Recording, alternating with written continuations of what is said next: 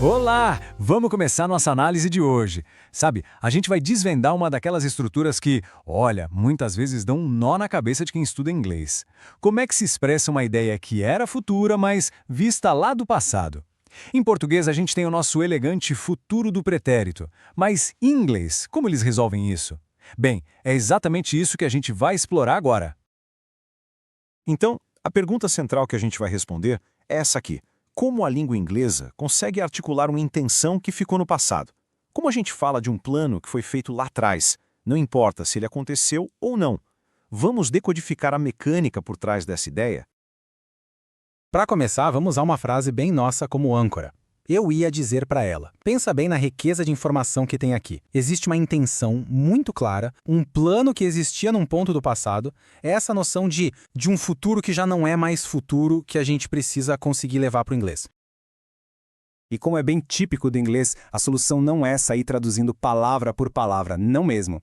A língua inglesa usa uma construção específica, uma estrutura gramatical feita sob medida para encapsular essa ideia de intenção passada. O grande segredo, o truque, é reconhecer e, claro, dominar essa estrutura. E aqui está ela, a solução. I was going to tell her. Repara bem na construção. O verbo to be está no passado, o was, e ele é seguido pela estrutura de futuro que a gente já conhece, o going to. É essa combinação que, de forma muito elegante, transporta a intenção toda lá para o passado. Was going to. Essa é a nossa chave mestra. Vamos então para a nossa primeira seção, a estrutura central. Agora a gente vai formalizar o que acabamos de ver. A construção was ou were going to é sem dúvida o principal mecanismo para expressar o futuro no passado. Entender bem a aplicação dela é o primeiro passo para dominar de vez esse conceito. Então, o ponto crucial que a gente precisa guardar é o seguinte. A estrutura was ou were going to permite que a gente narre ações ou intenções que eram futuras, mas a partir de um ponto de vista lá do passado. Tenta imaginar uma linha do tempo. A gente volta para um ponto anterior e de lá a gente olha para o que iria acontecer. E olha, essa estrutura não é uma coisa só, não. Ela tem as suas nuances. Existem duas aplicações bem distintas e super importantes que a gente precisa conhecer. Entender essa dualidade é o que separa o conhecimento básico do domínio mais avançado da língua. Aqui no slide a gente vê essa distinção bem clara. Do lado esquerdo, a ação interrompida. Aqui, a gente está descrevendo um plano que foi por água abaixo. Por exemplo, They were going to play one last concert, but they changed their minds. A intenção existiu, mas a ação, não. Já do lado direito, temos a narrativa do passado, onde a gente descreve a perspectiva de alguém dentro de uma história, como no exemplo. She realized she wasn't going to make it to the end. A projeção futura faz parte da própria narrativa que se passa no passado. E aqui vem a parte boa, a elegância e a simplicidade da regra. A forma de montar a frase é muito parecida com a que a gente já conhece para o futuro simples. Se você já domina is ou are going to, o passo seguinte é bem intuitivo. A única mudança é conjugar o verbo to be no passado, transformando ele em was ou were. A lógica da estrutura continua a mesma. Certo.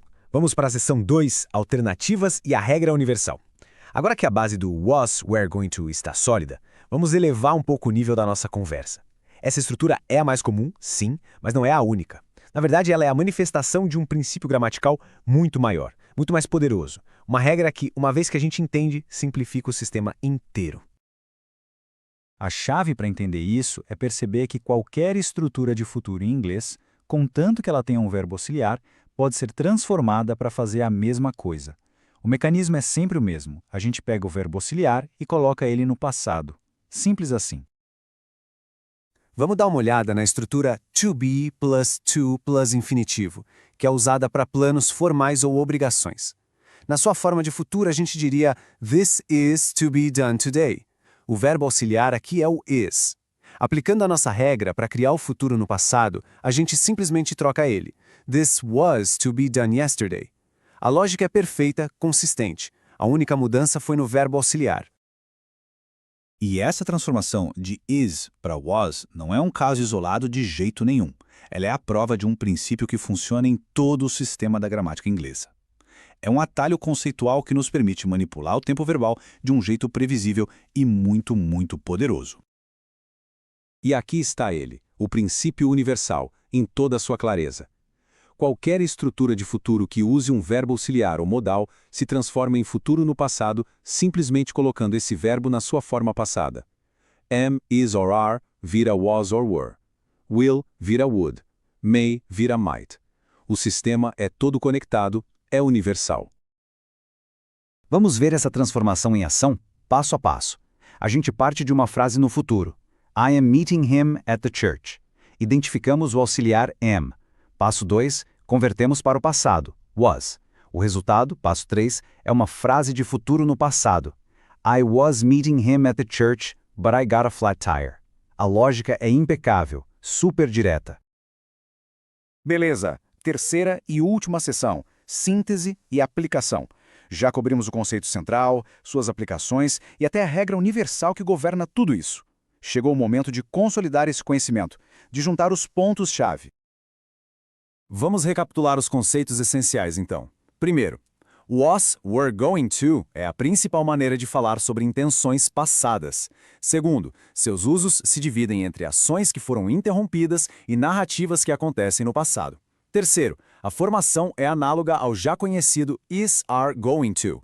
E por fim, a regra de ouro, a regra universal, a conversão de qualquer verbo auxiliar para o passado cria a estrutura do futuro no passado. E para a gente fechar com chave de ouro, um desafio para aplicação imediata. Pensa aí, um plano seu que não se concretizou, algo que você ia fazer. Tente formular essa frase em inglês, começando com I was going to. Porque, no final das contas, aplicar o conhecimento é o verdadeiro caminho para a maestria. Obrigado por assistir e não se esqueça de deixar um like para ajudar o canal. Se não for inscrito, se inscreva e qualquer dúvida deixe nos comentários. Até o próximo vídeo.